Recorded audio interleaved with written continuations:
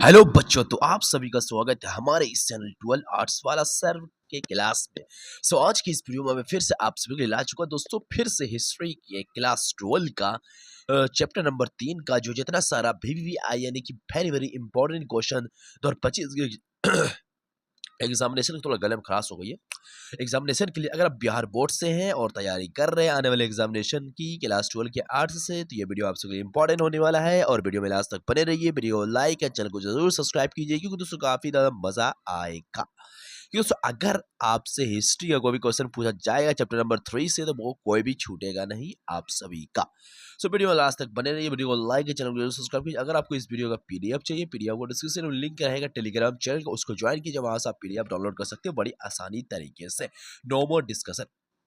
दोस्तों ज़्यादा लेट नहीं करते और वीडियो को स्टार्ट करते हैं। और आपको बता दो दोस्तों, प्लीज़ आप मुझे सपोर्ट कीजिए और सब्सक्राइब करना बिल्कुल भी ना भूलिए। वीडियो में लास्ट तक बने रहिए, काफ़ी ज़्यादा मजा आएगा। ये भी ऑब्जेक्टिव क्वेश्चन आपका छूटेगा नहीं बच्चों, महाभारत के चैप्टर से जिसका जैसे कि यहाँ चैप्टर का नाम भी आप देख सकते हैं, सामाजिक इतिहास महाभारत के विशेष संदर्भ में। ठीक है, ठीक है बच्चों। अगला सवाल हम सभी देखते हैं कि क्या है।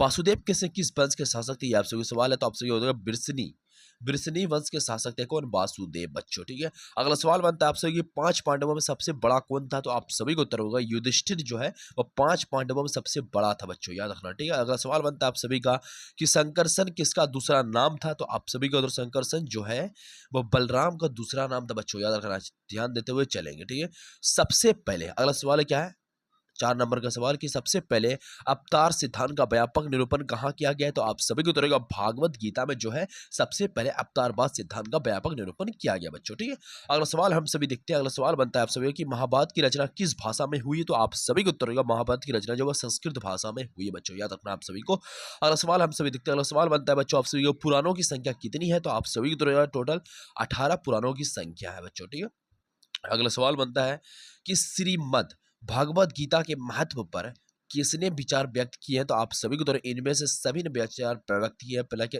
महात्मा गांधी जी ने, स्वामी विवेकानंद जी ने और बाल गंगाधर तिलक जी ने। ठीक है, अगला सवाल बनता है बच्चों कि आपकी मनुस्मृति के रचयिता कौन थे? तो आप सभी की तरफ मनु थे। ठीक है, खुद मनु ही ने मनुस्मृति की रचना की है, यानी मनुष्य ने ही खुद मनुस्मृति की रचना की है। ठीक है, अगला सवाल बनता है कि मनुस्मृति में कितने प्रकार के विवाह का उल्लेख किया गया है? तो आप सभी की तरफ 8 प्रकार के विल्लेख का जो उल्लेख किया गया है इस मनुस्मृति में। ठीक है बच्चों, अगला सवाल बनता है कि महाभारत किसने लिखा? ये आपसे विवल बन सकता है। तो महाभारत ने जो है वेद व्यास ने जो महाभारत को लिखा है बच्चों। ठीक है, अगला सवाल बनता है आप सभी का कि महाभारत पुराण में मथुरा के शासक को क्या कहा गया है? तो आप सभी को यदु कहा गया मथुरा के शासक को बच्चों। ठीक है, अगला सवाल बनता है आप सभी की प्राचीन भारत के महाकाव्य का नाम क्या है? तो आप सभी को प्राचीन भारत के महाकाव्य का नाम जो महाभारत है बच्चों। ठीक है, अगला सवाल बनता है आप सभी का कि रामायण की रचना किसने की? तो आप सभी को उत्तर है रामायण की रचना जो है वो किसने की है? वाल्मीकि ने की। रामायण की रचना वाल्मीकि ने की है और महाभारत की रचना जो है वो वेद व्यास ने की। याद रखना इन दोनों चीजों को। ठीक है, फिर अगला सवाल बनता है आप सभी का कि दुर्योधन माँ की कौन थी? मतलब दुर्योधन की माँ कौन थी? तो आप सभी की तरह गांधारी जो है वो दुर्योधन की माँ थी बच्चों। ठीक है, अगला सवाल हम सभी देखते हैं कि दुर्योधन की ओर से कौरव पांडव युद्ध में शामिल थे। भीष्म मतलब की ओर से कौन शामिल थे ये आप सभी को बताना है। तो भीष्म जो है वो उनकी ओर से शामिल थे बच्चों। ठीक है, अगला सवाल हम सभी देखते हैं। अगला सवाल बनता है आप सभी भीम की पत्नी का नाम क्या था? ये आप सभी को बताना है। तो भीम की पत्नी का नाम जो है वो था हिडिंबा। हिडिंबा याद रखना, हिडिंबा जो है भीम की पत्नी का नाम था बच्चों। ठीक है, अगला सवाल बनता है आप सभी का कि गांडीव क्या था? तो आप सभी को अर्जुन का धनुष जो है वो गांडीव था बच्चों। ठीक है, अगला सवाल बनता है आप सभी का कि युद्ध भूमि में अर्जुन के सामने की सेना कौन था? तो आप सभी उपयुक्त में सभी द्रोणाचार्य, भीष्म पितामह, दुर्योधन सब जो है वो युद्ध भूमि में जो अर्जुन के सामने थे बच्चों। ठीक है, अगला सवाल बनता है आप सभी का कि गीता में उपदेश क्या दिया गया? तो आप सभी को तो गीता में जो है कर्म करो, भविष्य की चिंता मत करो, कर्मफल हमारे हाथ नहीं है। तो ये उपयुक्त में सभी, तो ये बात सत्य कही गई कि हमें अपना कर्म करना चाहिए, भविष्य की चिंता नहीं करनी चाहिए, कर्मफल हमारे हाथ में नहीं है। ये सब देने वाली बात ऊपर है। ठीक है, अगला सवाल बनता है आप सभी, गोत्र किसका सूचक था? तो आप सभी को तरह गोत्र जो है वो प्रत्येक उपजाति के समान पूर्वज का उपजोतक मतलब जोतक था। ठीक है, अगला सवाल बनता है आप सभी का कि अर्जुन किसके शिष्य था? तो आप सभी को तरह द्रोणाचार्य के जो वो शिष्य थे। ठीक है, फिर अगला सवाल बनता है आप सभी का कि निम्न में से किस संत ने गीता पर टीका मराठी में लिखा? टीका मराठी में लिखा तो आप सभी को तरह मानेश्वर। ठीक है बच्चों, अगला सवाल बनता है आप सभी का कि शब्द का साहित्यिक अर्थ क्या है? तो आप सभी को तो क्षत्रिय शब्द का साहित्यिक अर्थ जो है वो राजा या क्षेत्र पर अधिकार होना बच्चों, ठीक है।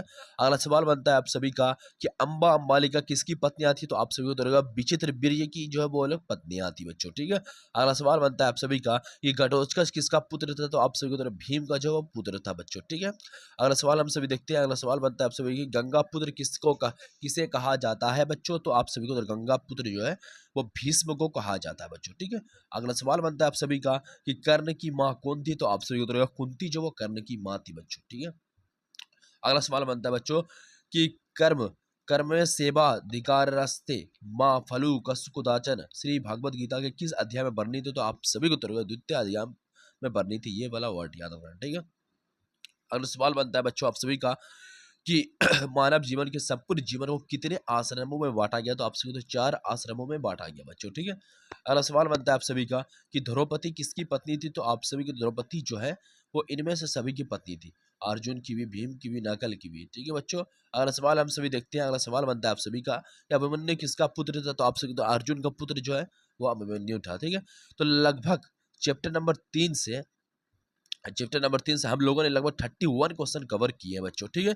सो आने वाले एग्जामिनेशन के लिए 2025 के लिए इतना सारा क्वेश्चन आपके लिए काफी ना मतलब आपसे लिए इंपॉर्टेंट नहीं होने वाला है। तो नॉर्मली दोस्तों आप समझ सकते हैं कि 35 क्वेश्चन आप लोगों ने कवर कर लिए हैं। तो इससे हटके आपका कोई क्वेश्चन नहीं पूछा जाएगा इस चैप्टर से।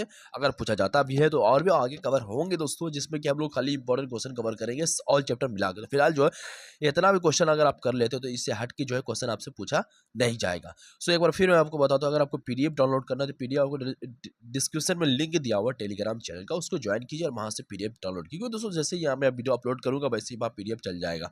सो वहाँ से पीडीएफ डाउनलोड कर लीजिए। इसके अलावा दोस्तों आपसे रिक्वेस्ट है, वेरी वेरी रिक्वेस्ट, कि चैनल को सब्सक्राइब करते हुए जाएँ। अगर आप लास्ट तक रुके हैं तो चैनल को जरूर सब्सक्राइब करें, जिसका नाम है 12 आर्ट्स वाले सर। क्योंकि दोस्तों अगर आप चैनल को सब्सक्राइब करें मुझे मोटिवेशन मिलेगा और हो सकता है कि इससे ज़्यादा मेहनत करके आप हम लोगों की मैं आपकी मदद कर सकूँ, ठीक है।